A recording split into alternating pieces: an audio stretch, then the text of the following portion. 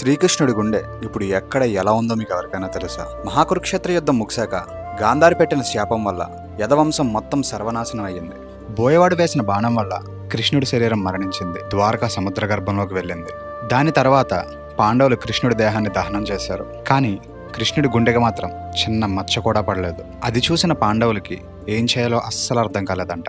అప్పుడు పైనుంచి ఒక ఆకాశవాణి, కృష్ణుడి హృదయం ఒక బ్రహ్మ పదార్థం, దానికి అంతముండదు, దాన్ని మీరు సముద్ర గర్భంలో విడిచిపెట్టమని చెప్తుంది. అలా సముద్ర తీరంలో ప్రయాణిస్తున్న శ్రీకృష్ణుడి గుండె చంకీ నది తీరాన్న వేప చెక్కకు అతుక్కుని అది నీలం రంగులో మెరుస్తూ కనిపించిందంట. అదే ఇప్పుడు మనం పూరి జగన్నాథ స్వామి టెంపుల్లో పూజిస్తున్న విగ్రహం. పూరిలో ఉన్న ఒక ప్రధాన అర్చకులు వారి యొక్క తీపి అనుభూతిని మీడియా ద్వారా ప్రజలకు తెలియపరిచారు. పూరిలో ప్రతి 12 సంవత్సరాలకు ఒకసారి ఈ విగ్రహాలు మారుస్తూ ఉంటారు.